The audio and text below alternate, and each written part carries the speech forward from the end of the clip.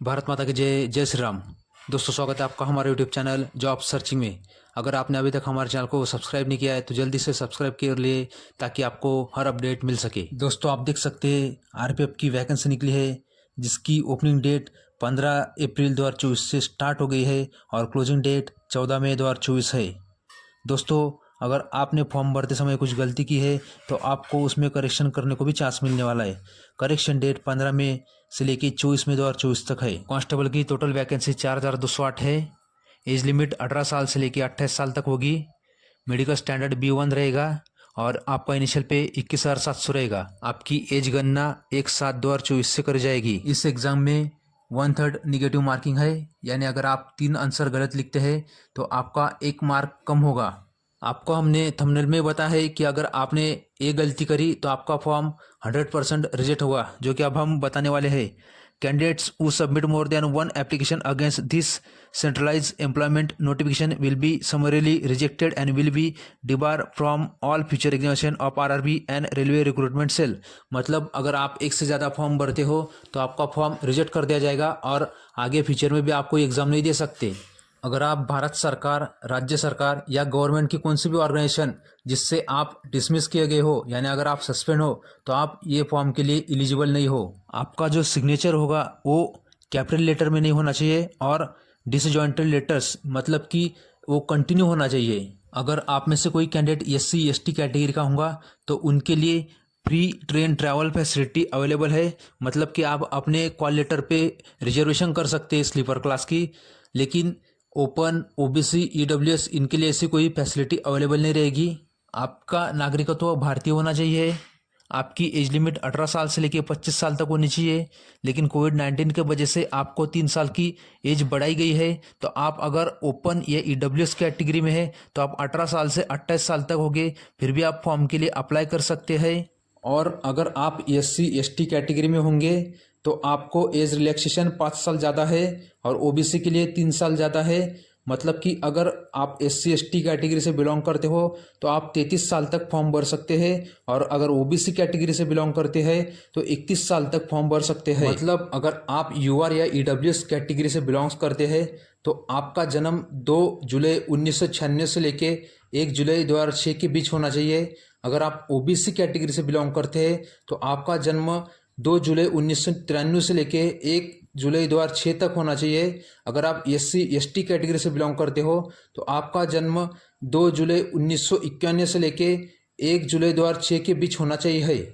और आपके matriculation certificate पे जो आपकी डेट ऑफ बर्थ रहेंगी वहाँ से आपकी एज गणना की जाएंगी। अगर हम एग्जामिनेशन फी देखें तो जो कैंडिडेट ओपन, OBC और EWS कैटेगरी से बिलोंग करते हैं उनके लिए 500 रुपये होंगी और जो candidate SC/ST, ex serviceman, female, minorities और EBC से बिलोंग करते हैं उनके लिए एग्जामिनेशन फ़ी 250 रुपये होंगी।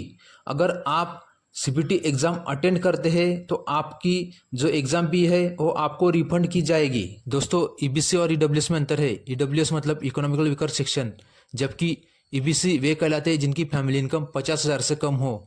EBC सिर्फ फी में कंसेशन पाते हैं, जबकि EWS जॉब में रिजर्वेशन पाते हैं। और EWS वे कहलाते हैं जिनकी फैमिली इनकम 8 लाख से कम हो, जिनके पास 5 एकड़ से कम खेती हो, जो 1000 स्क्वायर फीट से कम वाले फ्लैट में रहते हो। अगर आप म्यूनसिपल एरिया में रहते हैं तो आप 100 स्क्वायर फुट यार्ड से कम आपका एरिया हो। अगर आप भारत सरकार, राज्य सरकार या पब्लिक सेक्टर में ऑलरेडी जॉब पे हो तो आपको डॉक्यूमेंट्स वेरिफिकेशन समय NOC मतलब नॉन ऑब्जेक्शन सर्टिफिकेट लाना अनिवार्य होगा, वरना आपका कैंडिडेचर कैंसिल हो सकता है। अगर हम रिक्रूटमेंट प्रोसेस की बात करें तो आपकी कंप्यूटर बेस्ड टेस्ट एग्जाम होंगी, उसके बाद फिजिकल इफिशिएंसी टेस्ट होंगी और उसके बाद डॉक्यूमेंट्स वेरिफिकेशन होगा। कंप्यूटर बेस्ड टेस्ट का जो स्टैंडर्ड रहेगा वो मैट्रिक लेवल का रहेगा। कंप्यूटर बेस्ड टेस्ट का जो पैटर्न रहेगा कुछ इस तरह से रहेगा कि आपको 90 मिनट मिलेंगे जिसके अंदर आपको 120 क्वेश्चन सॉल्व करने होंगे। प्रत्येक क्वेश्चन के लिए आपको 1 मार्क रहेगा और आपको 1/3 निगेटिव मार्किंग रहेगी। मतलब अगर आप 3 गलत आंसर लिखते हैं तो आपका 1 मार्क कट होगा।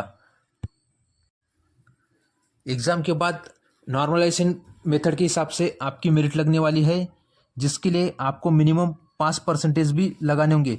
मतलब कि अगर आप UR, EWS या OBC कैटेगरी से तो आपको 35% मार्क कंपलसरी है। अगर आप SC/ST कैटेगरी से तो आपको पास होने के लिए 30% मार्क्स कंपलसरी है। और आपका एग्जाम सिलेबस कुछ इस तरह से रहेगा।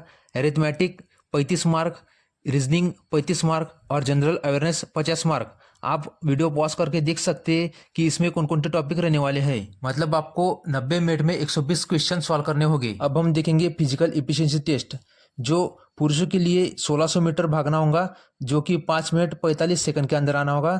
और लॉन्ग जंप आपको 14 फीट मारनी होगी और हाई जंप 4 फीट। वहां पर ही महिलाओं के लिए 800 मीटर का रन है, जो कि 3 मिनट 40 सेकंड में पूरा करना होगा।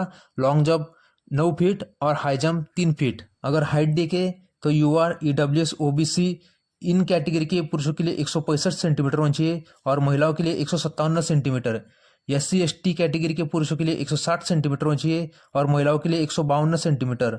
गोरखा, मराठा इन कैटेगरी की जो लोग हैं इनके लिए हाइट में कुछ कंसेशन है, जो कि 163 सेंटीमीटर पुरुषों के लिए और महिलाओं के लिए 155 सेंटीमीटर। UR, EWS, OBC इन पुरुषों के लिए चेस्ट की बात करें तो 80 सेंटीमीटर होनी चाहिए और एक्सपांड करके 85 सेंटीमीटर। वहीं पर अगर SC/ST कैटेगरी के पुरुषों की बात करें तो उनको 76.2 सेंटीमीटर होना चाहिए और एक्सपांड करके 81.2 सेंटीमीटर होना चाहिए। दोस्तों आपको 1600 और 800 मीटर भागने के लिए एक ही चांस मिलने वाला है, जबकि लॉन्ग जंप और हाई जंप के लिए 2 चांस मिलने वाले हैं। अगर आप एक सर्विसमैन हो तो आपको फिजिकल इफिशिएंसी टेस्ट की कोई जरूरत नहीं है, मगर आपको फिजिकल मेजरमेंट टेस्ट देनी होगी। फिजिकल इफिशिएंसी टेस्ट और फिजिकल मेजरमेंट टेस्ट, इसके मार्क की गणना कहाँ पर ही की नहीं जाएंगी, बल्कि आपको ये सिर्फ क्वालिफाई करने होंगे। जिसने फिजिकल इफिशिएंसी टेस्ट और फिजिकल मेजरमेंट टेस्ट क्वालिफाई कर ली हो उनके लिए 10वीं की मार्कशीट लगेंगी। एज की गणना करने के लिए 10वीं की मार्कशीट लगेंगी एजुकेशनल क्वालिफिकेशन के लिए, क्योंकि एग्जाम 10वीं के बेस पर ही होने वाले। आपको कास्ट सर्टिफिकेट लगेगा। अगर आप SC/ST OBC कैटेगरी में हो आपको एक सर्विसमैन का डिस्चार्ज सर्टिफिकेट लगेगा। आपको 2 कॉपी लगेंगे फोटोग्राफ की। आपको अगर आप जॉब को है तो आपको नॉन ऑब्जेक्शन सर्टिफिकेट लगेगा।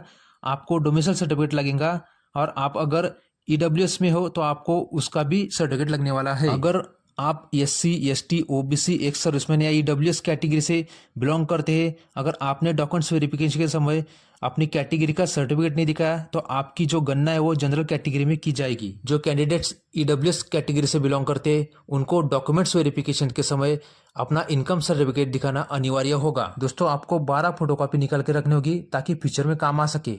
अगर आपने फॉर्म भरते समय कोई भी गलती की हो और आपको उसमें करेक्शन करना हो तो आपको 250 रुपये अलग से पे करना होगा और इसके लिए कैटेगरी वाइज कोई भी कंसेशन नहीं होगा। सबके लिए 250 का पे करना कंपलसरी होगा। दोस्तों आपको पता ही है कि एग्जाम 10वीं के बेस पे होने वाली है। अब हम देखेंगे कौन सी कैटेगरी के लिए कितनी जगह वैकेंट है। अगर हम पुरुषों की बात करें तो UR category 1450, SC 536, ST 268, OBC 967, EWS 357, ऐसे टोटल 3577। महिलाओं की बात करें UR 256, SC 95, ST 47, OBC 170, EWS 63, ऐसे टोटल 631।